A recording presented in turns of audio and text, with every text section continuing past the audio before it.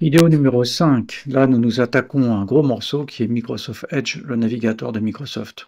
C'est un bon navigateur, mais quand on l'ouvre, on s'aperçoit qu'on est truffé de choses qu'on n'a pas demandé.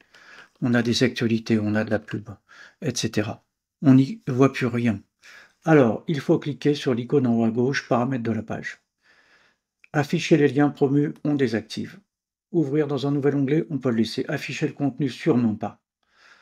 Ensuite, contexte, sûrement pas.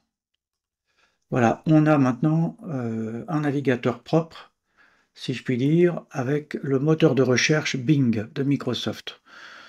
On n'est pas obligé de faire ça. Donc ensuite, pour améliorer encore, on va cliquer sur les trois petites icônes horizontales en haut à droite et on va dans les paramètres du navigateur. Et à cet endroit-là, on va aller dans confidentialité, recherche et services à gauche et on va aller dans les expériences de recherche. Alors, un service web pour aider à résoudre des erreurs, pourquoi pas. Site similaire, pourquoi pas. Alors, gagner du temps et de l'argent dans les achats de Microsoft Edge, ben, bien évidemment que non. Notification sur les éléments connexes avec Discover, ben non, on est pisté. Edge qui nous organise, qui nous aide de... Non, non, non, non, non. Et alors, là où c'est le pire, c'est ici, barre d'adresse et recherche. Donc ici, le moteur de recherche par défaut qui est mis, c'est de bonne guerre, c'est celui de Microsoft. En ce qui me concerne, les gens font ce qu'ils veulent. Moi, je préfère Google qui donne de meilleurs résultats. Ici, vous pouvez choisir votre zone de recherche, la barre d'adresse, ou la zone de recherche. Moi, je la mets dans la barre d'adresse, mais vous pouvez faire autrement. Ensuite, c'est là, ici, on gère les moteurs de recherche. Et on voit que Microsoft a décidé tout un tas de trucs. Alors, vous choisissez ce que vous voulez. En ce qui me concerne, je préfère Google. Vous faites ce que vous voulez, parce que ça reste jusqu'à preuve du contraire le meilleur. Mais voyez-vous, ici, on peut enlever. Alors, tout le reste, c'est pas la peine. Moi, j'enlève tout le reste. Vous n'êtes pas obligé de faire comme moi, bien sûr. Les trucs qui marchent pas bien, je les enlève, quoi. Voilà, donc pour le navigateur, on revient ici. On revient à l'accueil.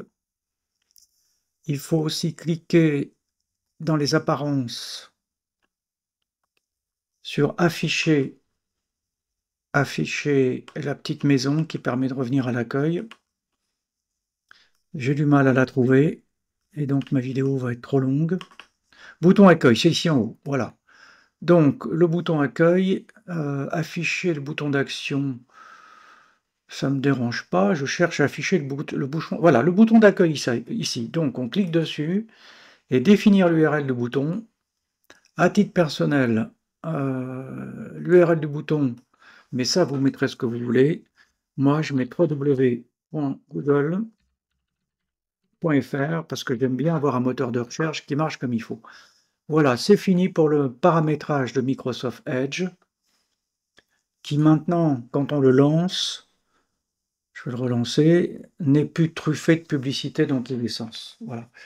Et donc là, quand on fait recherche sur le web maintenant, je vais faire ici simplement le mot test. Voilà, test. On voit qu'on est en haut sur google.fr. Voilà.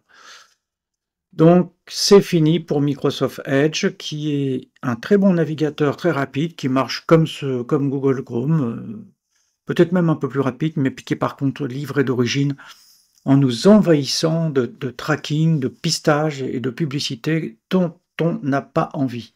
J'arrête.